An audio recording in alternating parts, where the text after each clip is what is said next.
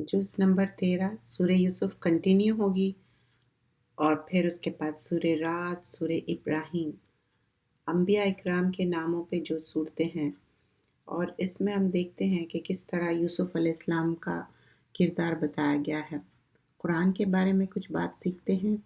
ابو سعید الخدری فرماتے ہیں کہ اللہ کے رسول صلی اللہ علیہ وسلم سے سنا کہ 60 ایئرس کے بعد ایسے جنریشنز آئیں گے جو نیگلیکٹ کریں گے نماز کو اور اپنے ڈیزائرز کو پرسیو کریں گے اور ایول چیزوں کے ساتھ، اور پھر اس کے بعد جو جنریشن آئیں گے وہ قرآن تو پڑھیں گے لیکن ان کے حلق کے نیچے نہیں جائے گا قرآن۔ تو قرآن تو پڑھتے ہیں لیکن اللہ سے دعا کرنی چاہیے کہ حلق کے نیچے بھی وہ اترے اور قرآن لوگوں تک پہنچنے سے پہلے ہمارے دل تک پہنچے۔ 3 طرح کے لوگ ہیں جو قرآن پڑھنے والے، ایک ہے بلیور جو مومن ہے، اور ایک ہے ہپوکریٹ منافق جس کو کہتے ہیں، اور ایک ہے وکٹ پرسن۔ تو اب ہم کس میں ہونا چاہتے، بلیور یا وکٹ پرسن میں، یا ہم چاہتے کہ ہپوکریٹ؟ تو اس میں ہم اپنے آپ کو چیک کرنا چاہیے ہم کس کیٹیگری میں آنا چاہتے ہیں۔ اللہ تعالیٰ ہم سب کو کوشش یہی رہتی کہ ہم ایک بلیور میں ہو، کیونکہ ایک بلیور جو ہے وہ پڑھتا ہے، سنتا ہے اور اس پہ عمل کرتا ہے، اس دنیا سے آخرت تک اس کا عمل ہوتا ہے۔ اور جو وکٹ پرسن ہے اور منافق ہے وہ سنتا ہے اور یہی چھوڑ دیتا ہے۔ 13واں پارہ کرتے ہیں۔ وَمَا أُبْرِئُ نَفْسِي إِنَّ النَّفْسَ لَأَمَّارَةٌ بِالسُّوءِ إِلَّا مَا رَحِمَ رَبِّي إِنَّ رَبِّي غَفُورٌ رَحِيمٌ۔ اور میں اپنے آپ کو پاک صاف نہیں کہتا، کیونکہ نفس تو انسان کو برائی کی سکھاتا ہے، مگر جس پر میرے رب رحم فرما دے، بلا شبہ میرا رب بخشنے والا اور بڑا رحم کرنے والا ہے۔ یوسف علیہ السلام فرماتے ہیں کہ کوئی بھی نفس سے پاک نہیں ہو سکتا، اور نفس کی پاکیزگی کے لیے بار بار ایک انسان کو کوشش کرتے رہنا پڑتا ہے۔ تو ہر انسان کا کام ہے کہ اپنے نفس کو پاک صاف کرے۔ سورہ نجم میں کیا تھا؟ فَلَا تُزَكُّوا أَنفُسَكُمْ Do not claim yourself to be pure and perfect، کیونکہ ہم کوئی بھی پیور اینڈ پرفیکٹ نہیں ہے۔ ہم سب کے اندر کچھ نہ کچھ ہے کہ نفس ہمارے اوپر غالب آ جاتا ہے، اور یہ جو نفس ہے اس کو اوور کم کرنے کے لیے ہم دعا بھی کرنا چاہیے۔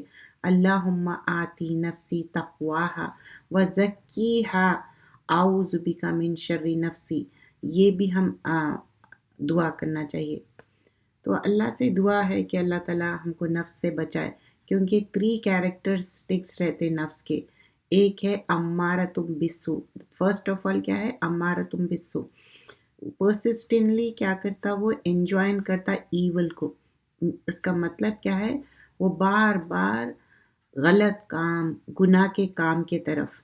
تو پھر کیا ہوتا؟ فائنلی پرسن نوئنگلی یا ان نوئنگلی کمٹ کر لیتا، کیونکہ اس کا ایک ویکنیس رہتی اور وہ نفس کے طرف ڈیزائر کر لیتا۔ نفس لوامہ کیا ہے؟ سیکنڈلی نفس لوامہ وہ ہے جو ری اپروچ کرتا، بلیم کرتا، میننگ اگر ہم کوئی چیز غلط کرتے، الحمدللہ ایبیلٹی رہتی نفس میں کہ وہ فیل رانگ، جو غلط ہے اس کو پہچان لیتا اور پھر اس کو ری اپروچ نہیں کرتا، اور پھر اس کے بعد ریپینٹ کرتا اور اگین اینڈ اگین کوشش کرتا اور اپنے آپ کو صحیح کر لینے کے لیے۔ نفس اللوامہ پھر مر جاتا، اور پھر نفس المطمئنہ۔ نفس المطمئنہ ایسا نفس ہے جو سیٹسفائیڈ ہو جاتا توبہ کے ساتھ، ریپینٹنس کے ساتھ، اچھے عمل کے ساتھ، اور اس کا دل کنٹینٹمنٹ میں آ جاتا، جو بھی اپسیٹ، سیڈ، اینگری سب چلے جاتا۔ تو ہم کو کیا ہے؟ نفس مطمئنہ چاہیے۔ سورۃ الفجر میں آتا نفس مطمئنہ کے لیے کیا رہیں گا؟ جب روح والے فرشتے روح لے کے جائیں گے تو مطمئن روح آرام سے، جو مومن ہے سکون سے وہ چلے جائے گا۔ حدیث کا مفہوم ہے the best of believers اسلام میں کون ہے؟ is the one from whose tongue and hands others Muslim are safe۔ ایک ایسا مسلمان جس کے ہاتھ اور زبان سے دوسرے مسلمان کو تکلیف نہ پہنچے اور وہ اللہ کے راستے میں نکلے اور اپنے نفس صرف اور صرف اللہ کے لیے، اور یہ اگر ایک جگہ سے دوسری جگہ بھی جا رہے ہیں صرف اور اللہ کے لیے۔ اللہم رحمتک ارجو فلا تکلنی الی نفسی طرفت عین، اے اللہ مجھے اپنے نفس سے بچائے چاہے بلنک آف این آئی کیا ہو نہ ہو۔ اور بادشاہ نے کہا اسے میرے پاس لاؤ، میں اس سے اپنے خاص مصاحب بناؤں گا۔ پھر جب ان سے بات چیت کی تو کہا کہ آج سے تم ہمارے یہاں صاحب منزلت اور صاحب اعتماد ہو۔ کون؟ یوسف علیہ السلام۔ یوسف نے کہا کہ مجھے اس ملک کی خزانے پر تعینات کر دیجئے۔ جب اگر آپ کے اندر کوئی اسکل سیٹ ہے تو کوئی غلط بات نہیں ہے اس کو بتانا، اس میں کوئی بوسٹفلنس نہیں ہے، اس میں گڈنس ہے، تو وہ بتائے کہ نہیں مجھے خزانے پر تعینات کیجئے، میں حفاظت بھی کر سکتا ہوں اور اس کام کو جانتا بھی ہوں۔ تو مطلب وہ کام سے فیملیئر بھی تھے، سٹور ہاؤسز کا ٹیک کیئر بھی کر سکتے، گارڈین بھی ہے، اور یہ کام یہ بہترین طریقے سے کر سکتے۔ آیت نمبر 56۔ اور اس طرح ہم نے یوسف کو سرزمین کے مصر میں جگہ دی، اس میں جہاں چاہے رہے، ہم نے اپنی رحمت جس پر چاہتے ہیں کرتے ہیں، اور ہم ضائع نہیں کرتے، اور آخر کا اجر کہیں زیادہ بہتر ہے۔ تو یہاں پر بتایا جا رہا جو لوگ ہیں ان کا اجر ضائع نہیں کرتے۔ جو انسان آخرت کے لیے اگر کوشش کر رہا تو اللہ سبحانہ اللہ تعالیٰ ان کے اجر کبھی بھی ضائع نہیں کریں گے۔ پھر آگے فرمایا جاتا ہے اور آخرت کا اجر کہیں زیادہ بہتر ہے اور مومنوں اور متقین کے لیے۔ اور یوسف کے بھائی آئے، پھر یوسف کے پاس آ گئے تو یوسف نے ان کو پہچان لیا اور وہ اس نے پہچان سکے۔ اب یہاں پر یوسف علیہ السلام جب جدا ہوئے تھے تب وہ چھوٹے بچے تھے، اتنے بڑے نہیں تھے، مے بی 12-13، ابھی اتنے بڑے نہیں تھے، لیکن یہ ینگ مینس تھے جو ان کے دوسرے بھائیاں تھے، تو یہ لوگ ان کو پہچان لیے۔ یوسف علیہ السلام وہ بھائیوں کو پہچانے، لیکن بھائی یوسف علیہ السلام کو نہیں پہچانے۔ اب یہ اتنا، اب آگے یہ کنٹینیو کیا سٹوری ہو رہی، یو ریممبر جو 2 خواب آئے تھے اور اس کی ایک تعبیر یہ تھی کہ غلہ اٹھا کے رکھنا ہے اور بہت اسکیئرسٹی آف فوڈ ہوں گا، تو اب کھانے کی بہت زیادہ قلت ہے، تو کھانے کی ضرورت پڑی، تو مصر کی طرف لوگ کھانا لینے کے لیے آئے، اور وہاں کے خزانے کے مالک کون تھے؟ یوسف تھے۔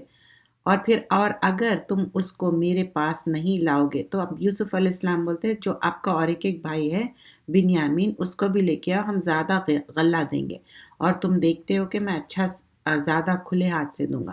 وہ کہنے لگے ہم اس کے بارے میں اس کے والد سے کہیں گے اور ہم یہ کام ضرور کریں گے۔ سو دے سیڈ کہ اچھا ٹھیک ہے، ہم والد صاحب سے پوچھیں گے، ول لیٹ یو نو۔ پھر وہ جا کے عاجزی منت کرتے والد صاحب سے اور کہتے کہ ہم بنیامین کو لے کے جانا چاہ رہے ہیں ساتھ۔ تو یوسف علیہ السلام کو بہت مطلب یوسف علیہ السلام کو آلریڈی کھو دیے تھے، تو یعقوب علیہ السلام کو تھوڑا سا فکر بھی تھی۔ جو وہ اپنے باپ کے پاس واپس گئے تو انہوں نے کہا ابا جان ہمارے لیے غلے کی بندش کر دی گئی ہے، تو ہمارے ساتھ ہمارے بھائی کو بھی بھیج دیجئے تاکہ ہم غلہ لائے اور ہم اس کی حفاظت کریں گے۔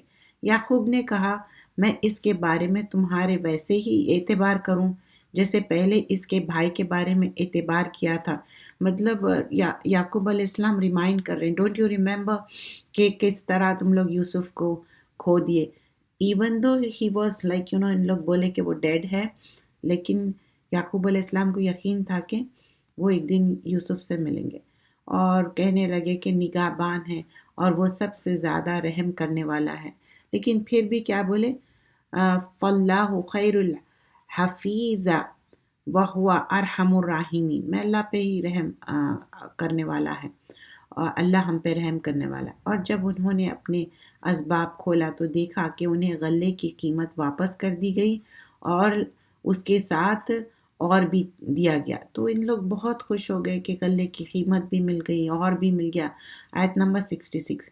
یعقوب نے فرمایا کہ میں اس کو تمہارے ساتھ ہرگز نہیں بھیجوں گا جب تک کہ تم قسم نہ کھاؤ اور وعدہ نہ کرو کہ تم ضرور لے کر آؤ گے۔ تو اب ان لوگ وعدہ کر لیتے کہ ٹھیک ہے ہم ایسی غلطی نہیں کریں گے، واپس لے کے آئیں گے۔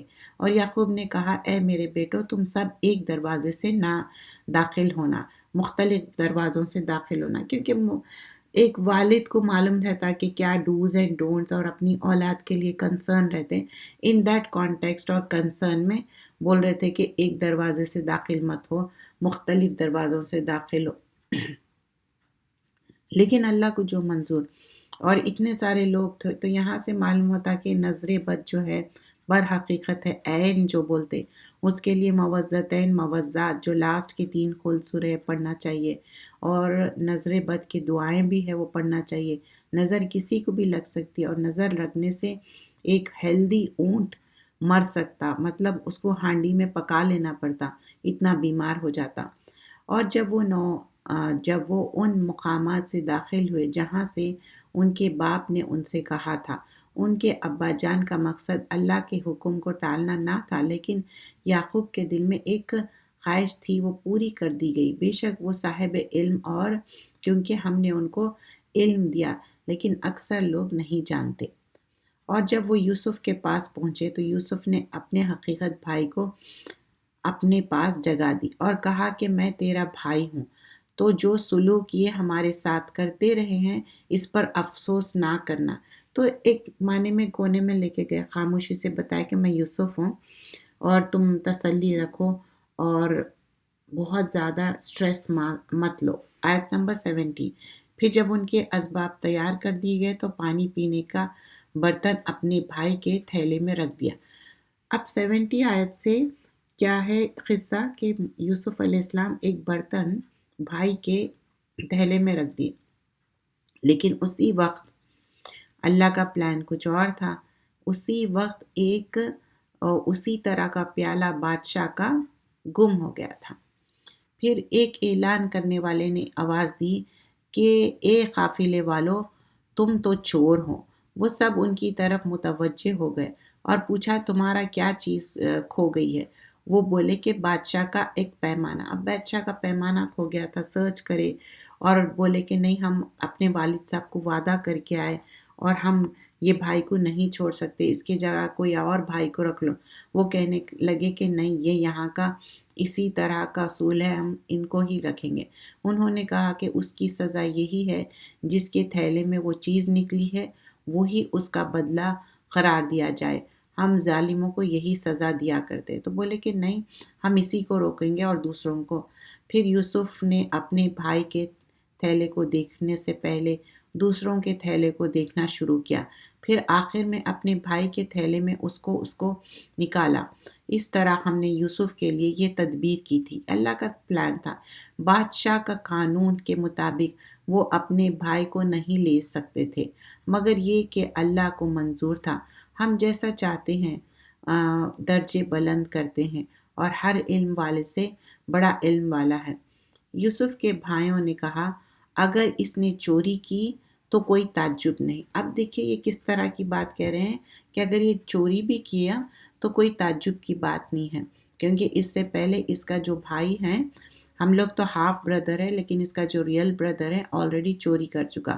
مطلب یہ جھوٹا الزام لگا رہے ہیں یوسف علیہ السلام کے سامنے، اور وہیں پر یوسف علیہ السلام ہے اور ان لوگوں کو نہیں معلوم ہے، اور ان کے اوپر جھوٹا الزام لگا رہے ہیں۔ وہ کہنے لگے کہ اے عزیز، اس کے بہت بوڑھا باپ ہے۔ اب یوسف علیہ السلام کو کیا ایڈریس کر رہے ہیں کہ اے عزیز، اے ریسپیکٹڈ پرسن، لیکن انہی کو الزام لگا رہے ہیں کہ چوری کا، مطلب بہت پہلے کی بات ہے، یعنی کہ ان کے جو ریئل بردر ہے یوسف کے۔ یوسف نے کہا ایسی بات سے اللہ اپنی پناہ میں رکھے کہ اس شخص کے پاس ہم نے اپنی چیز پائی ہے، اس کے سوائے کسی اور کا پکڑ لینا، ایسا کرے تو ہم بڑے ظالم ہیں۔ مطلب ایک چیز کسی کے تھیلے میں پانا اٹ ڈزنٹ مین کہ وہ خود چوری کیا، لیکن اب جو قانون تھا اس کو روکنا تھا۔ اور جب وہ یوسف سے مایوس ہو گئے تو علیحدہ جا کر اب یوسف علیہ السلام کے ساتھ بہت زیادہ بات کیے اور کنونس کرنے کی کوشش کرے، وہ نہیں ہوئے، بولے کہ نہیں، آپ کو یہ بھائی کو چھوڑ کے ہی جانا پڑے گا۔ تو وہ کہنے لگے تم واپس اپنے والد صاحب کے پاس جاؤ اور کہو ابا آپ کے صاحب زادے نے چوری کی اور ہم وہی بیان کرتے ہیں جو ہم کو معلوم ہوا ہے اور ہم غیب کی باتوں کو حفیظ نہیں تھے، اور جس بستی میں ہم ٹھہرے تھے وہاں سے اور جسے قافلے میں شامل ہو کر آئے ہیں اور اس سے دریافت کر لیجئے، اور ہم اس میں بالکل سچے ہیں۔ کہہ رہے کہ اور بھی لوگ ہیں، ان سے آپ فائنڈ آؤٹ کریے، ہم غلط بات نہیں کہہ رہے۔ اور جب انہوں نے یہ باتیں یعقوب سے آ کر کہی تو انہوں نے کہا حقیقت یوں ہی نہیں ہے، بلکہ تم نے یہ بات اپنے دل سے گھڑی ہے، تو صبر ہی کروں گا۔ پھر کہہ رہے ہیں کہ میں عسیٰ اللہ ان یاتینی بہم جمیعا انہ ہوا علیم الحکیم، اللہ تعالیٰ علم والا اور حکمت والا ہے۔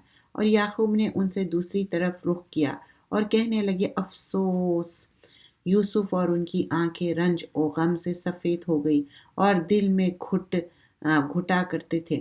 تو اب کیا ہوا، یوسف علیہ السلام کا غم تو تھا، اب اور ایک بیٹا کھو گیا تو اور ایک بیٹے کا غم، اور آنکھ سفید ہو گئی، ان کو آنکھ کو نظر بھی نہیں آ رہا تھا غم کے وجہ سے۔ تو غم کے وجہ سے لوگوں کے آئی سائٹ بھی لاسٹ ہو جاتے۔ بیٹے کہنے لگے اللہ کی قسم اگر آپ یوسف کو اسی طرح یاد کرتے رہیں گے یا تو آپ بیمار ہو جائیں گے یا بالکل ہی مر جائیں گے۔ یعقوب نے کہا میں تو اپنے رنج و غم کا اظہار اپنے اللہ سے کر رہا ہوں، اور اللہ کی باتوں کو جتنا میں جانتا ہوں تم نہیں جانتے۔ آیت نمبر 86 میں بول رہے کہ یہاں پر ایک بہترین دعا ہے۔ کیا کہتے وہ؟ قال انما اشکو بثی وحزنی الی اللہ، اللہ سے دعا کر رہے اللہ تعالیٰ میں آپ سے ہی اظہار کرتا ہوں۔ اللہ سے کر رہے تھے کہ اللہ تعالیٰ آپ میرے غم کو جانتے ہیں اور اللہ ہی غم دور کرنے والے ہیں، اور بولتے کہ اللہ جو جانتا تم نہیں جانتے۔ یعقوب نے کہا اے میرے بیٹو جاؤ یوسف اور اس کے بھائی کو تلاش کرو۔ اب دیکھیے یہاں پر فار شور بول رہے کہ یوسف اور اس کے بھائی کو تلاش کرو، مطلب still he know for sure کہ یوسف ہے زندہ، اور ریممبر کریے وہ پروفٹ بھی ہے۔ اور اللہ کی رحمت سے مایوس نہ ہونا، مطلب اگر کسی کا بچہ کھو گیا اور بہت ایئرز بھی ہو گئے تو مایوس مت ہو، اللہ کی رحمت سے اللہ تعالیٰ آپ کو ضرور ملا دے گا انشاءاللہ۔ اللہ کی رحمت سے مایوس نہ ہونا، بے شک اللہ کی رحمت سے ہی وہی لوگ مایوس ہوتے جو کافر ہیں۔ بس جب یوسف کے پاس آ گئے تو کہنے لگے اے عزیز ہمیں اور ہمارے اہل و عیال کو بڑی تکلیف پہنچ رہی ہے اور ہم تھوڑا سا سرمایہ لائے، مطلب وہ کہہ رہے کہ ہمارے پاس زیادہ منی نہیں ہے، آلریڈی ہم لوگ کمپلیٹلی بروکن اپ ہے، تو اس لیے ہم تھوڑا سا ہی منی لے کے آئے یہ غلہ خریدنے کے لیے۔ یوسف نے کہا تمہیں کچھ معلوم ہے کہ تم نے یوسف اور اس کے بھائی کے ساتھ کیا کیا تھا جب تم کو کچھ سمجھ نہ تھی؟ آیت نمبر 89 میں وہ کہہ رہے ہیں کہ تم کو یاد ہے کہ یوسف اور اس کے بھائی کے ساتھ تم کیا کیے؟ قالوا اِنَّكَ لَأَنْتَ یوسف قال انا یوسف، تو وہ بولے کیا تم یوسف ہو؟ یوسف ہو تم؟ یوسف ہوں۔ تو انہوں نے کہا انا یوسف، ہاں میں یوسف ہوں اور یہ میرا بھائی۔ اللہ نے ہم پر بڑی احسان کیا، واقع جو اللہ سے ڈرتے ہیں اور صبر کرتے ہیں تو اللہ کسی نیک کام کرنے والے کے اجر ضائع نہیں کرتا۔ تو وہ پوچھے کہ اچھا آپ ہی ہے کیا یوسف؟ تو انہوں نے کہا کہ ہاں میں یوسف ہوں اور اللہ تعالیٰ ہی کسی کے اجر کو ضائع نہیں کرتا۔ وہ بولے اللہ کی قسم اللہ نے تم کو ہم پر فضیلت بخشی ہے، مطلب ایکنالج کر رہے، ریکگنائز کر رہے ہیں، کہہ رہے ہیں پہلے تو غلطی بھی مان رہے ہیں اور کہہ رہے ہیں کہ اللہ کی فضیلت ہے اور ہم سے جو غلطی ہو۔ یوسف نے کہا آج تم پر کوئی الزام نہیں، اللہ تم کو معاف کرے اور وہ سب مہربانوں سے زیادہ مہربان ہے۔ دیکھیے اتنی بڑی بات، پورا ان کا بچپن کھو گیا، والد صاحب سے دور تھے لیکن پھر بھی بول رہے ہیں اللہ کی مہربانی۔ تو یہاں پر انہ من یتقی ویصبر فإن اللہ لا یضیع اجر المحسنین، اللہ تعالیٰ محسنین کا اجر ضائع نہیں کرتا۔ اس کے لیے کیا کیا چاہیے؟ 3 چیزیں، ایک تو تقوی چاہیے، اللہ کا ڈر، صبر چاہیے اور احسان چاہیے۔ اب تم میرے یہ کرتا لے جاؤ اور اس کو ابا جان کے چہرے پر ڈال دینا، وہ بینائی آ جائے گی، اور اپنے تمام اہل و عیال کو میرے پاس لے آؤ۔ اب یہ کلائمیکس آف دا سٹوری ہے آیت نمبر 94 میں، کہہ رہے کہ کیونکہ ابا جان کا آئی سائٹ چلے گیا، آنکھوں کو نظر نہیں آ رہا تھا، تو کہہ رہے کہ کرتا ابا جان کی آنکھوں پہ ڈالو تو ان کی بینائی آ جائے گی، ان کو نظر آئے گا، اور پوری فیملی کو لے کے آؤ، فیملی گیٹ ٹوگیدر، اور اب وہ خواب سچ ہونے والا تھا۔ اور جب مصر سے قافلہ روانہ ہوا تو ابا جان کہنے لگے اگر مجھ کو یہ نہ کہو کہ بوڑھا بہک گیا ہے تو مجھے تو یوسف کی خوشبو آتی ہے۔ وہ بولے کہ واللہ آپ تو اسی کے قدیم غلطی میں مبتلا ہے۔ پس جب خوشخبری دینے والا آ پہنچا تو اس نے وہ کرتا یعقوب کے چہرے پر ڈال دیا تو جھٹ بینائی آ گئی اور کہنے لگے میں تم سے نہ کہتا تھا کہ میں اللہ کی طرف سے وہ باتیں جانتا ہوں جو تم نہیں جانتے۔ بیٹوں نے کہا ابا جان آپ ہمارے لیے ہمارے گناہوں کی مغفرت کی دعا کیجیے، بے شک ہم قصوروار ہیں۔ یعقوب نے کہا میں عنقریب اپنے رب سے تمہارے لیے معافی کی دعا کروں گا، بلا شبہ وہ بڑا بخشنے والا اور بڑا رحم کرنے والا ہے۔ پھر جب وہ یوسف کے پاس پہنچے تو جگہ دی اپنے ماں باپ کو اپنے پاس اور کہا داخل ہو جاؤ مصر میں، اللہ نے چاہا تو آپ امن کے ساتھ رہیں گے۔ آیت نمبر 100۔ اور اپنے ماں باپ کو اونچے تخت پر بٹھایا اور سب کے سب یوسف کے سامنے سجدے میں گر پڑے۔ یہ سٹارٹنگ میں خواب آیا تھا، خواب کی تعبیر پوری ہو رہی ہے۔ اور یوسف نے کہا اے میرے ابا جان، یہی میرا خواب کی تعبیر جو میں نے پہلے زمانے میں دیکھا تھا، جس کو میرے رب نے سچ کر دیا، اور اللہ نے میرے اوپر احسان کیا جس وقت کہ اس نے مجھے قید سے نکالا، اور یہ کہ تم سب کو باہر سے یہاں تک لے آیا، اور اس بات کہ شیطان نے میرے اور میرے بھائیوں کے درمیان فساد ڈلوا دیا تھا۔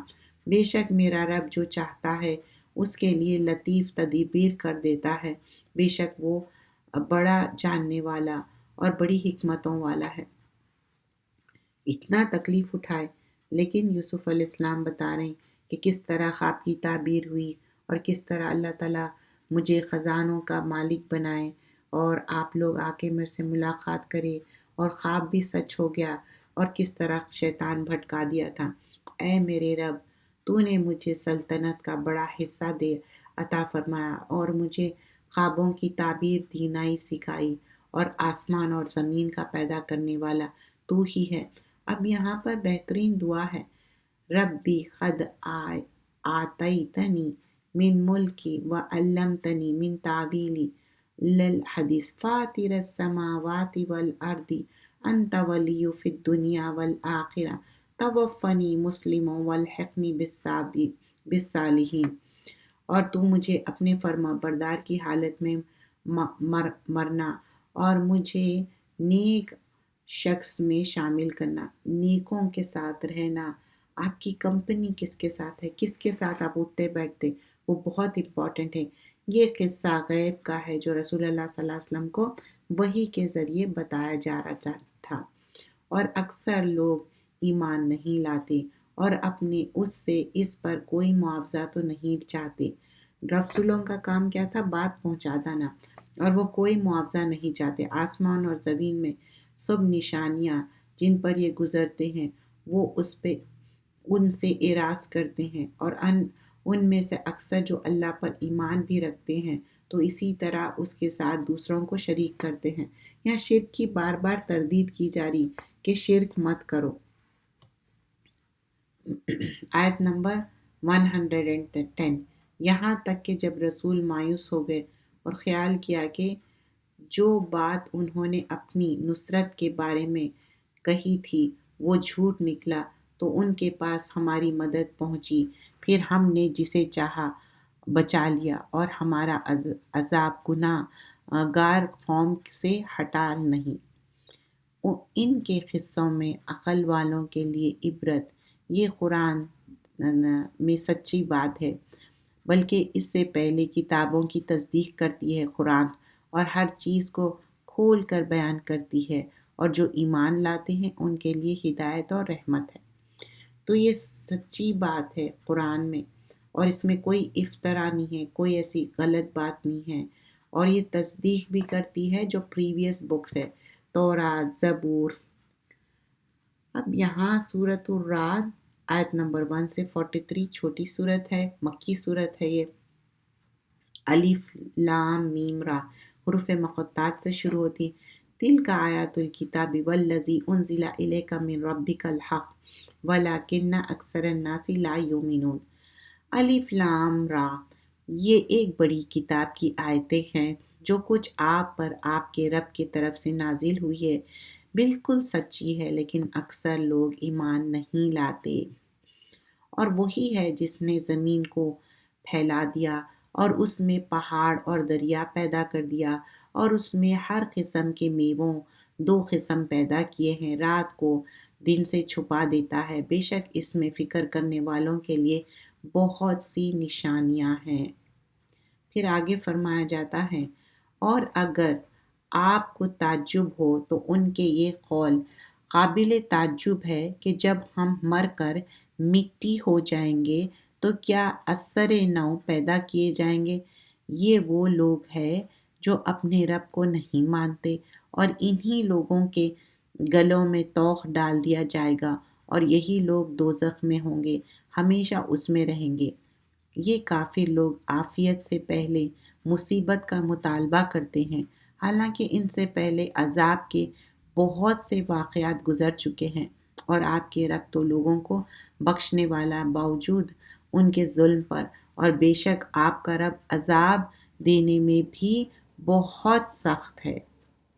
اب آگے فرمایا جاتا ہے کہ اللہ ہی جانتا ہے کہ کس عورت کے پیٹ میں کیا ہے، اور پیٹ کا سکڑنا اور بڑھنے کو بھی خوب جانتا ہے، اور ہر چیز کا اس کے ہاں ایک اندازہ مقرر ہے۔ ہر شخص کے لیے فرشتے ہیں جو بادلتا رہتے ہیں، کچھ اس کے آگے اور کچھ اس کے پیچھے، وہ اللہ کے حکم سے اس کی حفاظت کرتے ہیں۔ واقعی اللہ کسی قوم کی حالت کو نہیں بدلتا جب تک کہ وہ خود اپنی حالت کو نہ بدل لیں، اور جب اللہ کسی قوم پر مصیبت ڈالنا چاہتا تو اس کی حالت کی کوئی صورت نہیں، اور اللہ کے سوائے کوئی اس کا مددگار نہیں، تو اللہ سبحان اللہ تعالیٰ ہی مدد کرنے والا ہے۔ اب یہاں پر بتایا جا رہا ہے آیت نمبر 12 سورۃ الرعد۔ رعد جو نام ہے اس میں نام بھی آئیں گا، اور وہی تم کو بجلی دکھاتا ہے جس سے ڈر بھی ہوتا ہے اور امید بھی، اور وہی بادلوں کو اونچا کرتا ہے جو پانی سے بھرے ہوئے ہوتے ہیں۔ هو الذی یریکم برق خوفا وطمعا وینشی حسابا ثقال۔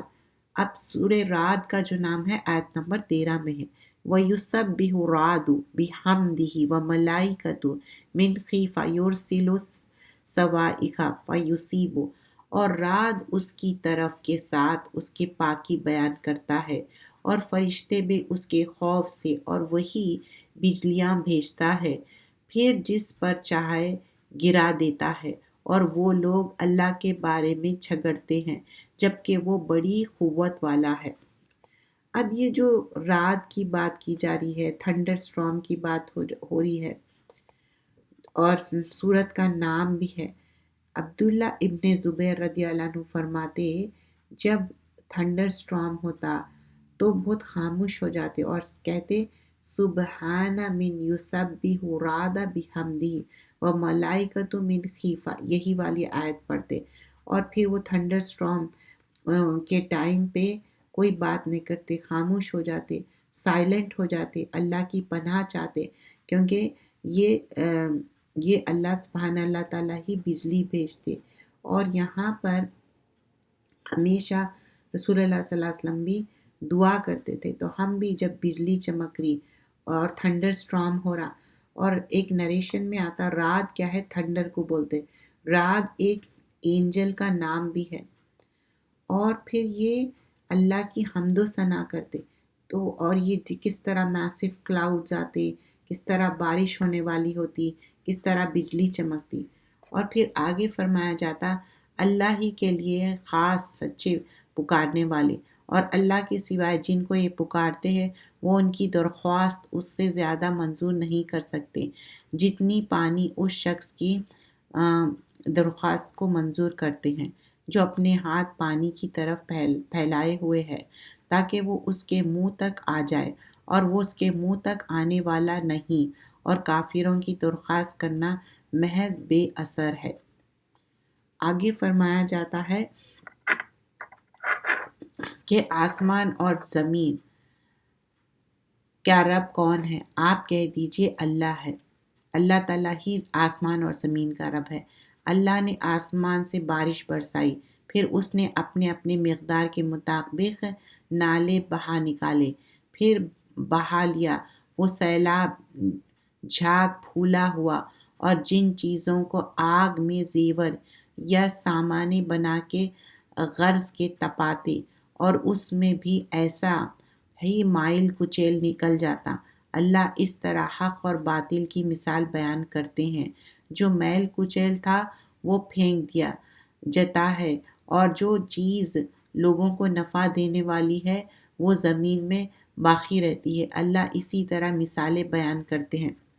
تو آیت نمبر 17 میں کیا بتایا جا رہا ہے کہ بارش ہو رہی، پھر ویلیز میں پورا پانی بہہ رہا، اور پھر اس کے بعد جو اوپر ایک فوم آ جا رہا، جو کف آ جا رہا، اور پھر کس طرح ایک ہیٹ میں اللہ تعالیٰ جلا کے یوٹینسلز کو کیسا بناتے، آگ میں کندن بناتے سونے کو تپا کے، ویسے جی۔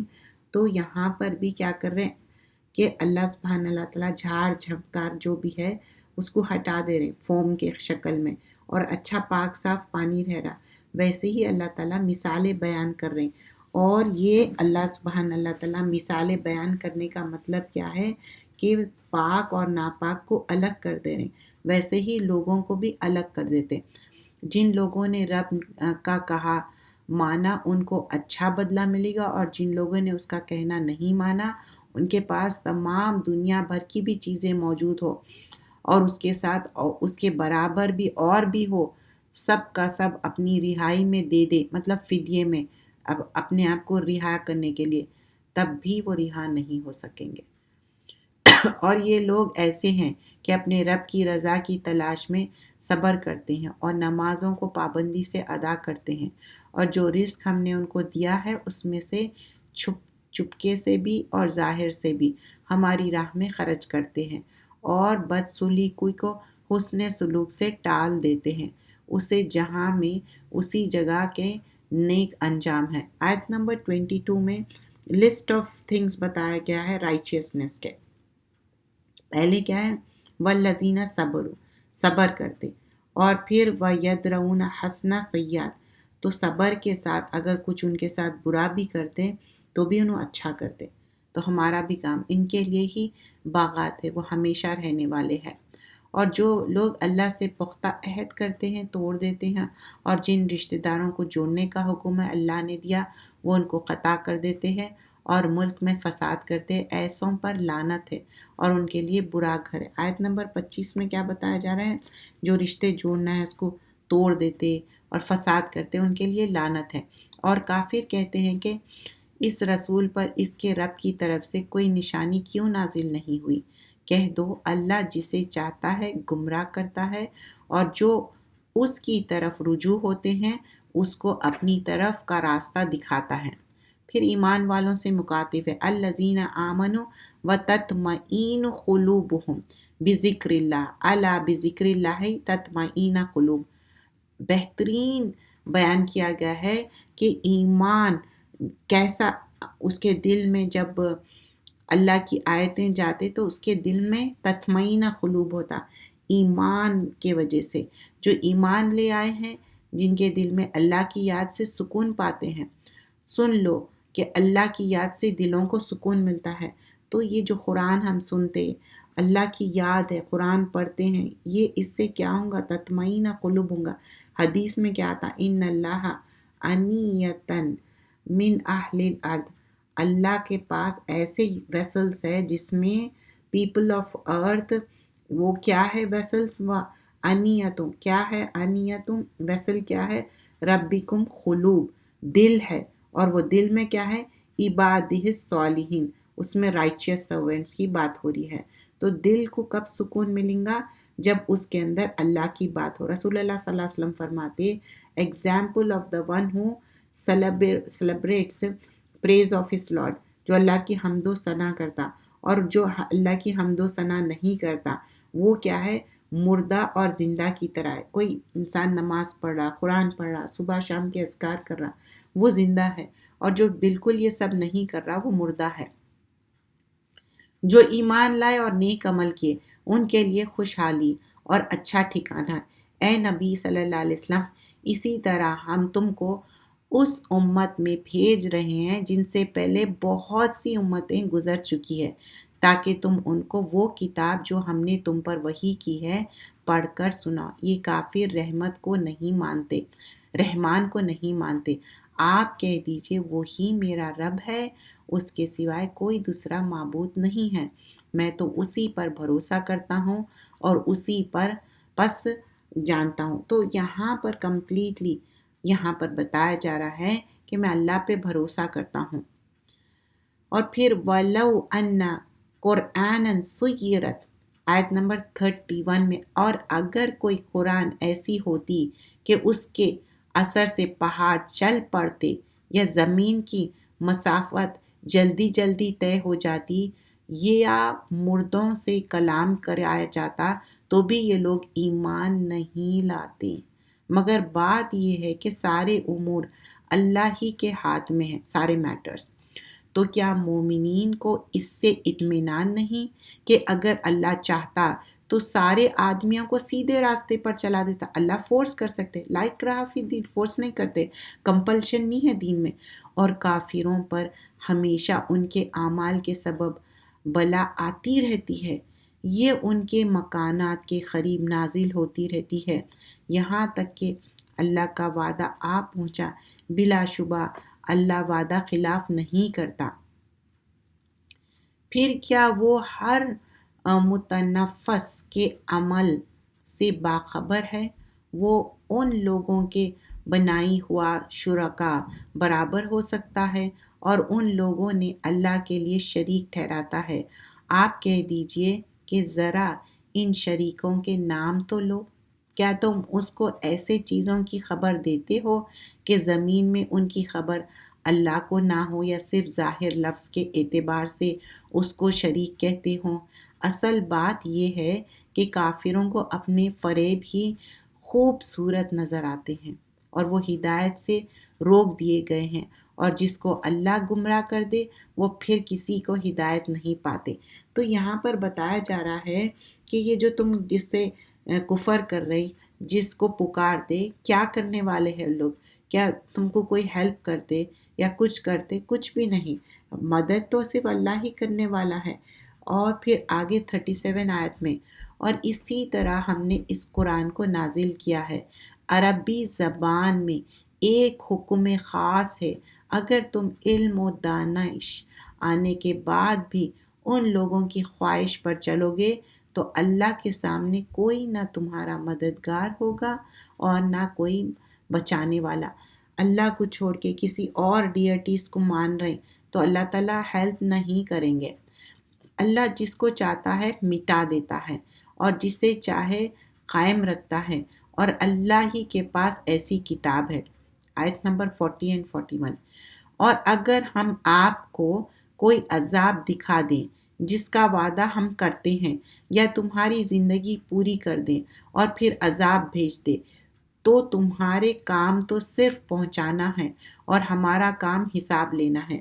تو یہاں پر پروفٹ کو بتایا جا رہا کہ تمہارا کام ہے کہ صرف پہنچا دو، بلاغ و علینا الحساب، اللہ حساب لینے والے ہیں۔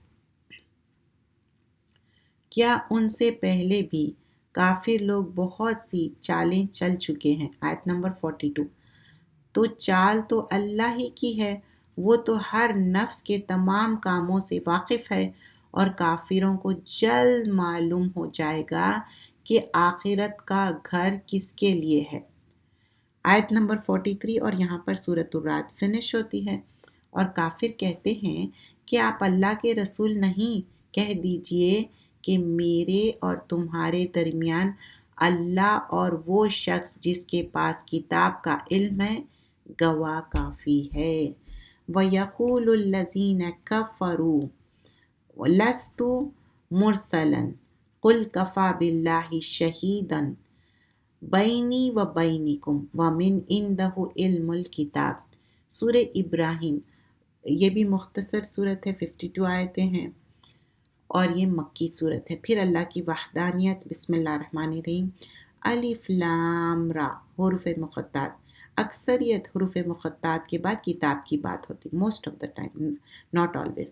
کتاب انزلناہ الیک لتخرج الناس من الظلمات الی النور باذن ربهم الی صراط العزیز الحمید۔ الف لام را، یہ ایک کتاب ہے، ہم نے اس کو تم پر اتارا ہے تاکہ تم لوگوں کو اندھیروں سے روشنی کی طرف لے کے جاؤ، ان کے رب کے حکم سے نکالو، یعنی ذات غالب اور ساتودہ صفات کے راستے کی طرف۔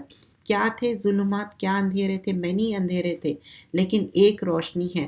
ظلمات تھے اگنورنس کے، قرآن آنے سے پہلے، پھر قرآن آ گئی، دلائل آ گئے، واضح ہو گیا۔ اللہ ایسا ہی ہے جس کی ملکیت وہ سب کچھ جو آسمان اور زمین میں ہے، اور کافروں کے لیے بڑی خرابی ہے، یعنی ان کو سخت عذاب ہوگا۔ آیت نمبر 5۔ اور ہم نے موسیٰ کو اپنی نشانی دے کر بھیجی کہ اپنی قوم کو اندھیروں سے نکال کر روشنی کی طرف لاؤ اور ان کو اللہ کی نعمتیں یاد دلاؤ، بے شک ان امور میں عبرت ہے ہر صبر اور شاکر کے لیے۔ لِكُلِّ صَبَّارٍ شَکور، سپرلیٹو ڈگری ہے، صبار، شکور۔ اور جب موسیٰ نے اپنی قوم سے کہا کہ تم اپنے اوپر اللہ کی نعمتوں کو یاد کرو، جب تم کو فرعون والوں سے نجات دی جو تم کو سخت تکلیف پہنچاتا تھا اور تمہارے بیٹوں کو ذبح کر ڈالتا تھا اور تمہاری عورتوں کو زندہ کر دیتا تھا، اور اس میں تمہارے رب کی طرف سے بڑی نشانی تھی، رب کی طرف سے بڑے امتحان تھے۔ جب تمہارے رب نے تم کو اطلاع دی کہ اگر تم شکر کرو گے تو تم کو زیادہ دوں گا، اور اگر تم ناشکری کرو گے تو میرا عذاب سخت ہے۔ اب شکر کیا تھا؟ ریسکیو کر کے لائے بنی اسرائیل کو، تو دے ہیو ٹو بی شکر گزار، لیکن ناشکری کرے تو ناشکری سے کیا ہوتے؟ نعمتیں بھی چھوٹ جاتے، چھن جاتے۔ تو یہاں پر کلیئرلی بتایا جا رہا ہے، ان شکرتم لا ازیدنکم، اگر شکر گزار ہوں گے تو نعمتوں میں اضافہ ہوگا۔ اکثریت ہم سوچتے کہ صرف اللہ کا شکر ادا کریں، بندوں کا بھی شکر ادا کریں، ہر چھوٹی بڑی بات پہ جزاک اللہ خیرن کثیرہ بولیے، جزاک اللہ خیر، خیر کی دعا دیجیے۔ اور ولا ان کفر، تم اگر کفر کریں گے، کفران نعمت کر رہے ہیں یا انکار کر رہے ہیں، تو ان عذابی لشدید، سخت عذاب ہوگا۔ اور موسیٰ نے کہا اگر تم اور دنیا بھر کے سب انسان مل کر ناشکری کرو گے تو اللہ بالکل بے پرواہ ساتودہ صفت ہے۔ تو آیت نمبر 8 میں کیا بتایا جا رہا ہے؟ اگر کوئی بھی مل کے ناشکری کر رہے ہیں وہ تمہارے لیے، شکر گزاری صرف اور صرف فائدہ ہے، گریٹیٹیوڈ جو ہے۔ الحمدللہ علی کل حال، مومن کیا ہے؟ دو اس کے لیے رہتے ونگز، ایک ہے صبر اور شکر۔ صبر، کوئی پرابلم آ گیا، مسئلے آ گئے، شکر ہر حال میں شکر، خوشیاں آ گئے شکر، ہر نعمت پہ شکر، اور صبر پریشانیوں میں۔ تو حدیث میں فرمایا جاتا ہے عجیب ہے مومن کی کیفیت، جب اس کو پریشانیاں آتے تب وہ صبر کرتا، اور جب اس کو نعمتیں ملتے تب وہ شکر ادا کرتا۔ گریٹیٹیوڈ بہت امپورٹنٹ ہے۔ جب ہم مریں گے تو ہمارے لیے کیا ہے؟ جنت یا دوزخ؟ تو حدیث میں کیا ہم سیکھتے کہ 2 اینجلس آئیں گے اور وہ وزٹ کرتے ہر دن، جب ہم بیمار ہوتے تو اینجلس دیکھ کے جاتے کہ ہم کرپ کر رہے ہیں، ناشکری کر رہے ہیں یا شکر ادا کر رہے ہیں۔ تو ہر حال میں شکر کرنا ہے۔ اگر ہم شکر کریں گے، ہم بیماری مانگنا نہیں ہے، لیکن شکر گزاری کیسی کہ اللہ تعالیٰ میرے گناہیں چھڑ رہے ہیں، مجھے پاک صاف کر رہے ہیں، اللہ تعالیٰ مجھے پاک صاف کر دو، میرے گناہوں سے پاک صاف کر دو۔ تو اللہ تعالیٰ کیا کرتے ہیں؟ اور اچھا تندرست کر دیتے، پہلے سے زیادہ گوشت، پہلے سے زیادہ خون اور بہترین بنا دیتے، اور آپ کے گناہ جھڑ جاتے، پاک صاف ہو جاتے۔ پروفٹ صلی اللہ علیہ وسلم فرماتے جو پیپل آف جہنم فاسق ہے، کون ہے وہ؟ جو ایسے ایکسٹریملی انگریٹفل عورتیں ہیں، اور ان کے پاس کیا ہے، کوئی صبر نہیں ہے، جب آزمائش آتے کرب کرتے، اور کوئی بات پہ بھی اپریشیٹ نہیں کرتے۔ تو یہ سارے چیزوں پہ ہم اپنے آپ کو چیک کرنا ہے۔ پھر نوح علیہ السلام کا قصہ، عاد، سمود، اور ان کے بعد جو جتنے پیغمبر آئے، ان کے رسولوں نے کہا کیا اللہ کے بارے میں شک ہے جو آسمان اور زمین کا پیدا کرنے والا، آیت نمبر 10۔ اور پھر اللہ سبحانہ اللہ تعالیٰ یہ ایک معین مدت دیتا، اور اس کے بعد ہم سب کو اللہ کے پاس واپس جانا ہے۔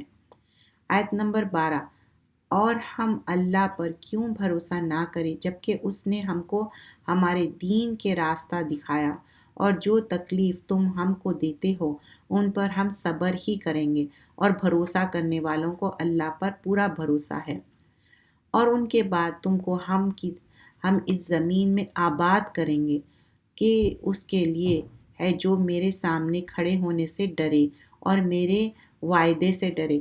تو جو اللہ سے ڈرتے نا، اس دنیا میں ڈر ڈر کے اللہ کے اطاعت کرتے، تو ان کے لیے فائدہ ہی فائدہ ہے۔ اللہ سبحانہ اللہ تعالیٰ کیا فرما رہے ہیں کہ اس دنیا میں ڈرنا ہے، تو ان کے لیے پھر وہ خوف بھی نہیں ہوگا، ڈر بھی نہیں ہوگا۔ سورہ زمر میں آتا وَقُلْ إِنِّي أَخَافُ إِنْ عَصَيْتُ رَبِّي عَذَابَ يَوْمٍ عَظِيمٍ۔ تو جو لوگ اس دنیا میں اللہ سے ڈریں گے، ڈس اوبے نہیں کریں گے، تو اللہ ان کو پنشمنٹ سے بچائیں گا۔ اور وَلَمِنْ خَافَ مَقَامَ رَبِّهِ جَنَّتَانِ، جو اللہ سے ڈرتے ان کے لیے 2 جنات ہے۔ وَأَمَّا مَنْ خَافَ مَقَامَ رَبِّهِ وَنَهَى النَّفْسَ عَنِ الْهَوَىٰ، سورہ نازیات میں آتا کہ جو پرسن فیئر کرتا اللہ سے اور اپنے نفس کو کنٹرول میں رکھتا، فَإِنَّ الْجَنَّةَ هِيَ الْمَأْوَىٰ، جنت الماوا کس کے لیے ہے؟ ان کے لیے فائنل ابوٹ ہے، جو اللہ سے ڈرے اور اپنے نفس کو کنٹرول کرے۔ اور پھر یہاں پر آیت نمبر 17 میں دیکھیے، جس کو وہ گھونٹ گھونٹ کر کے پئیں گے اور گلے سے ان کے اتر سکے گا ہی نہیں۔ کیوں ہے یہ؟ کیونکہ یہ کافر لوگ ہیں۔ آیت نمبر 15 سے 17 میں دیکھیے، اور کافر لوگ فیصلہ چاہنے لگے اور نامراد ہوئے، سارے ضدی سرکش، اس کے آگ دوزخ ہے، اور اس کو پیپ کا پانی پلایا جائے گا گھونٹ گھونٹ کر کے، اور وہ اترے گا بھی نہیں، اور موت کی موت آ رہی ہوگی اور وہ مرے گا بھی نہیں، اور اس کے آگے عذاب سخت دیا جائے گا۔ جو لوگ اپنے رب کے ساتھ کفر کرتے ہیں ان کے اعمال کی مثال ایسی ہے۔ اب یہاں اللہ سبحانہ اللہ تعالیٰ ایک مثال دے کے سمجھا رہے ہیں، ایسی ہے جیسے کہ راکھ کی آندھی کے دن اس پر زور کی ہوا چلے اور اڑا لے جائے۔ جو کام وہ کرتے رہے ہیں ان پر ان کو کچھ راس نہ ہوگا، یہی تو بڑی دور کی گمراہی ہے۔ جو بھی انسان اگر وہ چاہ رہا کہ جو کام کر رہے ہیں وہ تعریف یہیں اس دنیا میں مل جائے، تو پھر وہ راکھ کی طرح آندھی میں اڑ جائیں گے ان کے عمل، آخرت میں وہ عمل نہیں رہیں گے۔ کیا تم نے نہیں دیکھا کہ اللہ نے آسمان اور زمین کو بالکل ٹھیک ٹھیک پیدا کیا، اور پھر وہ اگر ہم نہیں مانیں گے تو وہ ہمارے کو ریپلیس کر کے نئی مخلوق کو لا لیں گے، اور قیامت کے دن سب لوگ اللہ کے سامنے پیش ہوں گے، تو چھوٹے درجے کے لوگ بڑے درجے کے لوگ سے کہیں گے کہ دنیا میں ہم تمہارے تابع تھے، تو کیا تم ہم کو اللہ کے عذاب کے کسی جز سے بچا سکتے ہو؟ وہ کہیں گے اللہ ہمیں راہ بتا دیتا تو ہم تم کو بھی راہ بتا دیتے۔ اب چاہے تم گھبرائے یا صبر کرے، دونوں برابر ہے، ہمارے بچنے کی کوئی صورت نہیں۔ تو اس دنیا میں بھی رائچیس کمپنی، اچھے لوگوں میں اٹھنے بیٹھنا۔ اب وہ جو لوگوں سے مانگ رہے ہیں وہ بھی تو اسی طرح عذاب میں مبتلا ہے، اور شیطان کہے گا جب حساب کتاب کا فیصلہ ہو چکے گا، جو وعدہ اللہ نے تم سے کیا تھا وہ سچا تھا، اور جو وعدہ میں نے تم سے کیا تھا وہ تو جھوٹا تھا، اور میرا تم پر کوئی زور نہ تھا۔ ہاں، میں نے تم کو بلایا تھا تو تم نے میرا کہنا مانا کیوں؟ تو تم مجھے ملامت نہ کرو اور اپنے آپ کو ملامت کرو۔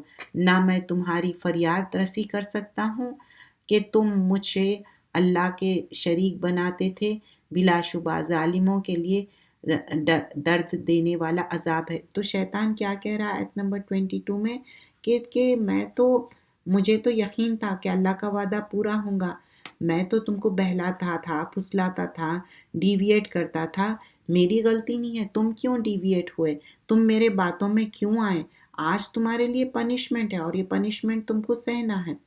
لیکن اب آگے بتایا گیا جو لوگ ایمان لائے، وَأُدْخِلِ الَّذِينَ آمَنُوا وَعَمِلُوا الصَّالِحَاتِ، جو جنت میں کون داخل ہوں گے؟ جو ایمان کے ساتھ اچھے عمل کرے، ان کے لیے نہریں ہیں، وہ ہمیشہ رہیں گے، اور ان کے لیے سلام ہے۔ سلام گریٹنگ بھی ہے، السلام علیکم ورحمۃ اللہ وبرکاتہ، اور سلام کیا ہے؟ پیس بھی ہے، آرام سکون سے رہیں گے۔ کیا تم نے نہیں دیکھا کہ اللہ نے پاک کلمہ کی کیسی مثال دی؟ آیت نمبر 24 میں ایک اللہ تعالیٰ ایک پاک درخت، پاک کلمہ کس طرح بیان کیے۔ کیا تم نے نہیں دیکھا کہ اللہ نے پاک کلمہ طیبہ کی مثال دے رہے ہیں؟ کس طرح مثال دی ہے کہ وہ مشابہ ہے، پاکیزہ درخت ہے جس کی جڑ خوب مضبوط ہے اور شاخیں بلند ہوتی ہیں آسمان کی طرف۔ الم ترى کیف ضرب اللہ مثلا کلمۃ طیبہ کشجرۃ طیبۃ اصلها ثابت فرعها فی السماء، ثابت ہے۔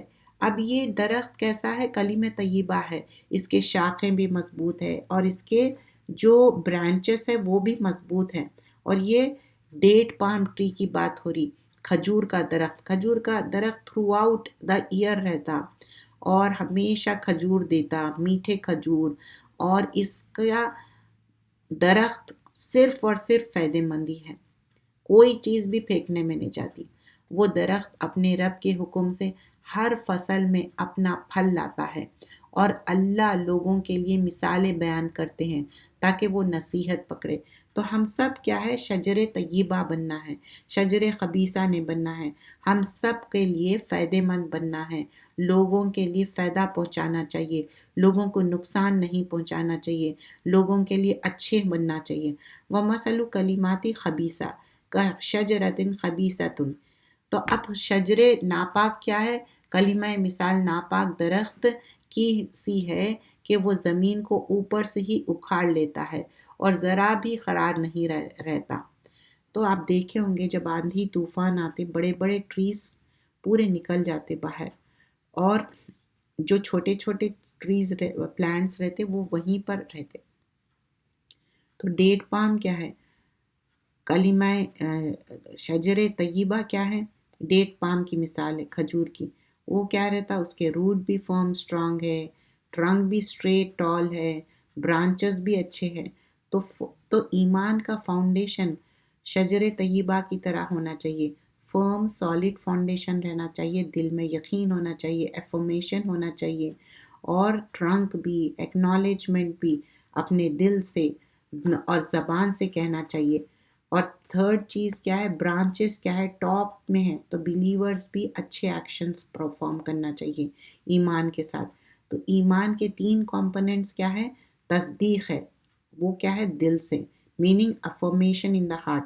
سیکنڈ چیز کیا ہے؟ اقرار کرنا ہے اپنی زبان سے، افرمیشن آن دا ٹنگ۔ تھرڈ چیز کیا ہے؟ عمل کرنا ہے اپنے جوارے سے۔ تو ایگزامپل آف بیلیور کیا ہے؟ ڈیٹ پام کی طرح ہے، وہ صرف اور صرف فائدے مند ہے۔ لیکن یہاں پر شجر خبیثہ کیا ہے؟ یہ صرف برا ہے، کوئی آندھی طوفان آیا یہ پورا اکھڑ گیا۔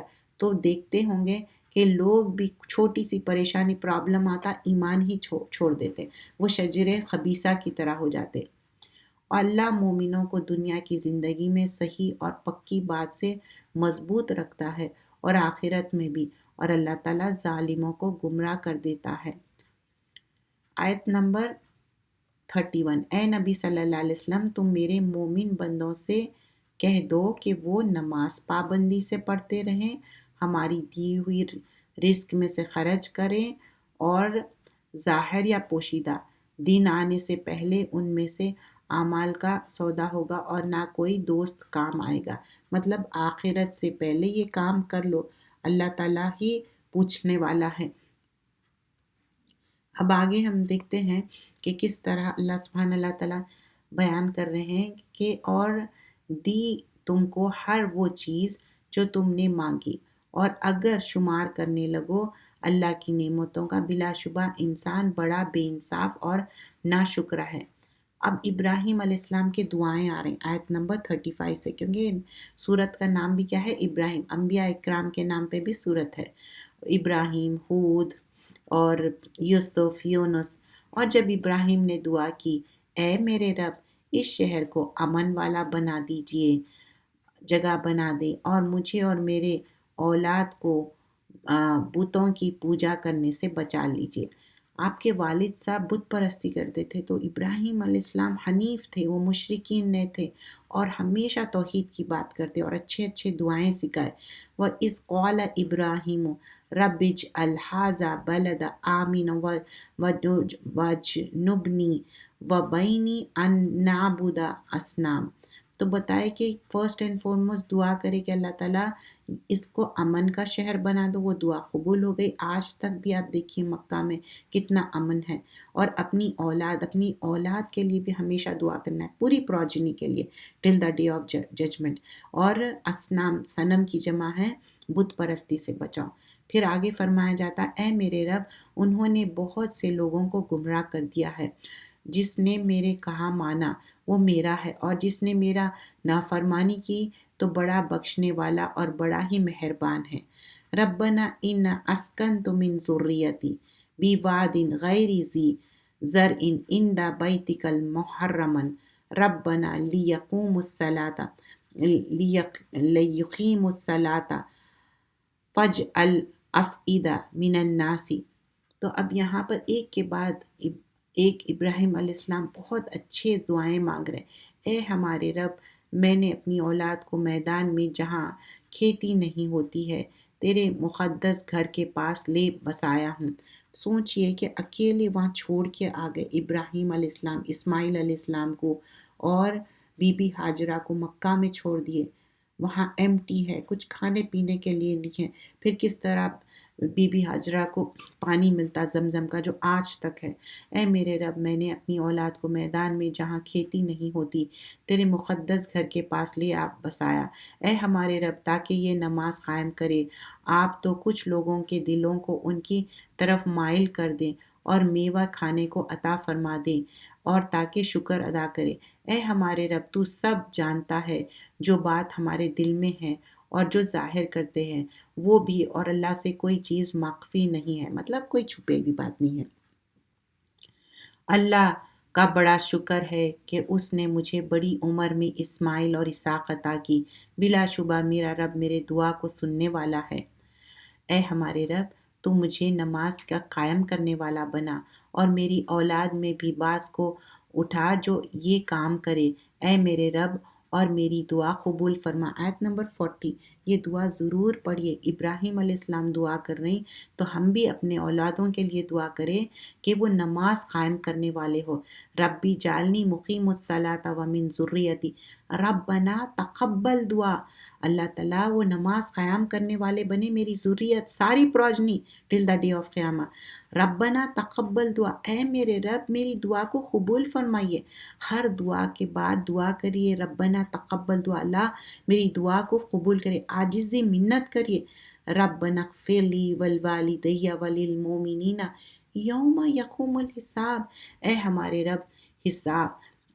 حساب کے دن مجھ کو اور میرے ماں باپ کو اور کل مومنوں کو بخش دینا۔ اپنے پیرنٹس کے لیے دعا کر رہے ہیں۔ یہ خیال نہ کرنا کہ یہ ظالم جو کچھ کر رہے ہیں اللہ ان سے بے خبر ہے، وہ اس دن تک مہلت دے رہا ہے جس میں آنکھیں کھلی کی کھلی رہ جائیں گی اور وہ رنج کریں گے۔ تو اللہ سبحانہ اللہ تعالیٰ ان کو ٹائم دے رہے ہیں، لیکن ایک دن پکڑیں گے۔ اور جو لوگ اپنے اوپر ہی ظلم کرتے ہیں تم ان کے مکانوں میں رہتے تھے اور تم پر ظاہر ہو چکا تھا کہ ہم نے ان لوگوں کے ساتھ کس طرح معاملہ کیا تھا اور ہم نے تم سے مثالیں بیان کی تھی۔ آیت نمبر 49۔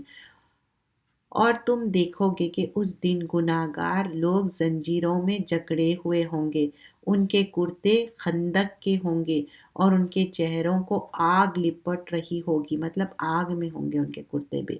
یہ اس لیے ہے کہ اللہ ہر شخص کو اس کے کیے کی سزا دے گا، بلا شبہ اللہ بہت جلد حساب لینے والا ہے۔ پھر قرآن کے بارے میں آیت نمبر 52۔ یہ قرآن لوگوں کے لیے پیغام کا پہنچانا ہے اور تاکہ اس کے ذریعے سے ڈرائے جائے اور تاکہ یہ جان لے کہ وہی اکیلا معبود ہے اور تاکہ عقل والے نصیحت حاصل کریں۔ ھذا بلاغ للناس لینذر بہ ولیعلموا انما هو الہ واحد ولیذکر اولو الالباب، تاکہ ہم نصیحت حاصل کریں۔ یہ تھی سورۃ الابراہیم۔ اور الحمدللہ ہم جز نمبر 13 بھی فنش کریں۔ جزاک اللہ خیرن کثیرہ۔ سبحانک اللہم بحمدک، نشہد ان لا الہ الا انت، نستغفرک نتوب الیک۔ السلام علیکم ورحمۃ اللہ وبرکاتہ۔ جزاک اللہ خیرن کثیرہ۔ Do join us for the live classes. جزاک اللہ خیر۔